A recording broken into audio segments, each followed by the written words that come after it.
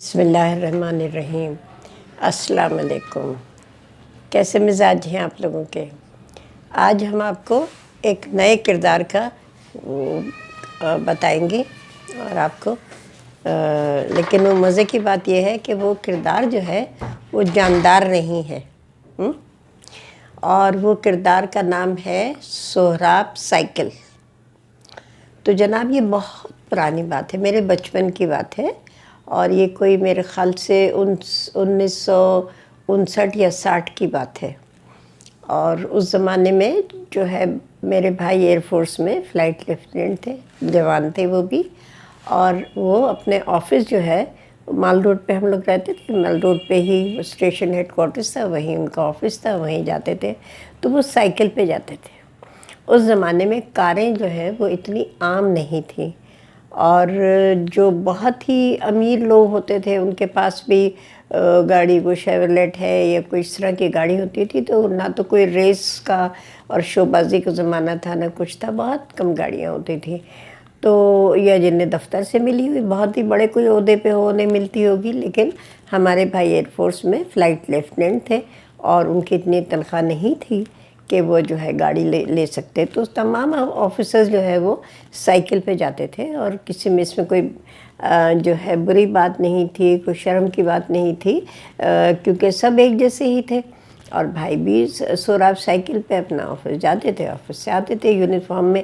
پیسے تو فوجیوں کے پاس نہیں ہوتے تھے، لیکن ان کے آسائشیں، سہولیات، ان کا روب، ان کی وجاہت، ان کا شجاعت، ان کا دبدبہ، یہ تو ہمیشہ سے رہا ہے، اور جب بھی تھا تو ہمارے بھائی کا بھی تھا، اور الحمدللہ بہت سکون سے وقت گزر رہا تھا۔ روزانہ گئے اپنا، پھر دوپہر کو آفس سے آ گئے سائیکل پہ اور آرام کیا، اور روزمرہ کی یہ ہمارا روٹین تھا۔ تو ایک دن بھائی جو ہے وہ گھر آئے تو مطلب سائیکل نہیں تھی، تو میں نے کہا بھائی آپ کی سائیکل کہاں گئی؟ تو کہنے لگے بھائی وہ آفس سے چوری ہو گئی۔ اور تو پھر میں نے کہا کہ آپ کیسے آئے؟ تو بھائی نے کہا کہ بھائی میرا دوست وہ اپنی سائیکل پہ بٹھا کے چھوڑ گیا ہے۔ کوئی مطلب کوئی خاص بات نہیں تھی، کوئی ایسی اچھمبے کی بات نہیں تھی کہ دوست چھوڑ کر چلا گیا۔ اب وہ چوری بھی اس لیے ہو گئی کہ وہاں سبھی سائیکلوں پہ آتے تھے، تو سائیکلوں کا تو ایک وہ پورا جو بازار لگا ہوتا تھا وہاں، لیکن ایک آرڈر میں ہی سب ہوتی تھی ظاہر ہے، تو اس میں ایک سائیکل کا جو ہے وہ چوری ہو جانا یا غائب ہو جانا کوئی معنی اتنا نہیں رکھتا تھا، اور تالا چابی کا تو ہمارے ہاں رواج ہے ہی نہیں، تو اس لیے سائیکل میں بھی بھائی تالا نہیں لگاتے تھے۔ اب وہ چوری ہو گئے، خیر بات آئی گئی ہو گئی، بھول بھال گئے، پھر بھائی نے دوسری سائیکل لے لی ہوگی، معلوم نہیں مجھے، لیکن یہ کہ وہ سائیکل چوری ہو گئی۔ وقت گزرتا گیا جناب، بھائی کی بھی شادی ہو گئی، بھائی کے بچے ہو گئے، میں بڑی ہو گئی، میری شادی ہو گئی، میرے بچے ہو گئے، تو جا کے 20 سال کے بعد بھائی کے دفتر کا ایک چپراسی ہے، وہ سائیکل لیے چلا آ رہا ہے، تو بھائی نے کہا بھائی یہ کون سی سائیکل ہے؟ یہ بھول بھال گئے تھے ہم لوگ سب۔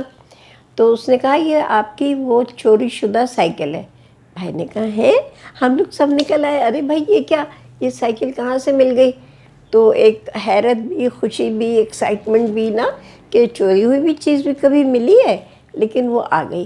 اب یہ کیسے معلوم کہ بھئی یہ وہی سائیکل ہے، اور اتنی اچھی کنڈیشن میں تھی، ایسا لگتا تھا۔ پھر پٹھانوں نے اپنی روایت کے مطابق اس کو مہمان سمجھ کر بہت احتیاط، بہت عزت، بہت آرام سے رکھا، اس کو یا تو چلایا نہیں یا اتنی احتیاط سے چلایا کہ اس میں کوئی ٹوٹ پھوٹ، کوئی زنگ، کوئی خرابی نہیں تھی، بس لگتا تھا کہ وہ مہمان کہیں گئی تھی اور مہمان واپس آ گئی۔ اور اس سے یہ بھی اندازہ ہوا کہ سہراب کمپنی کتنی عمدہ چیزیں بناتی ہے، کہ اس سائیکل میں کوئی خرابی، کوئی ڈینٹ، کوئی ٹکر، کوئی اس کا کچھ بھی نہیں بگڑا تھا۔ وہ نئی نویلی دلہن گئی اور نئی نویلی دلہن واپس آ گئی۔ اب پتہ کیسے چلے گا جی یہ وہی سائیکل ہے؟ تو پھر بھائی نے اپنے دفتر میں پوچھا کہ بھائی آپ کو کیسے معلوم کہ یہ وہی سائیکل ہے؟ سائیکل تو سب ایک جیسی ہوتی ہیں، اور سہراب کی سائیکل ظاہر ہے کوئی خاص کوئی ایک سائیکل تو بنی نہیں تھی۔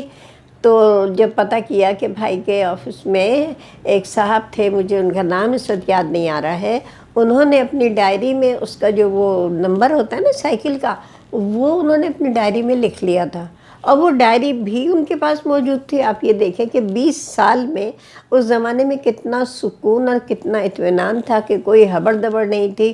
ہم تو اپنی ڈائری پتہ نہیں کتنی کھو چکے، کہاں کہاں رکھ دیتے ہیں، کہاں بھول جاتے ہیں. تو ان کی سلیقہ آپ دیکھیے کہ وہ ڈائری ان کے پاس محفوظ تھی. انہوں نے وہ نمبر نکالا اور جب سائیکل کا نمبر چیک کیا تو ایگزیکٹلی وہی نمبر تھا. اب جناب مجھ سے مطلب یہ ہوا کہ ٹھیک ہے بھئی، آ گئی سائیکل، واپس آ گئی. اب سائیکل کا کریں کیا؟ جب تک بھائی کے پاس ماشاءاللہ گاڑی آ چکی تھی، گاڑی لے لی تھی بھائی نے. اور امریکہ گئے تھے تو وہاں سے ڈیٹسن بلو برڈ لے کر آئے تھے، اور تو ان کے پاس گاڑی تھی الحمدللہ. اب وہ سائیکل گھر میں تھی. ہمارے گھریلو ملازم تھے اکبر بھائی.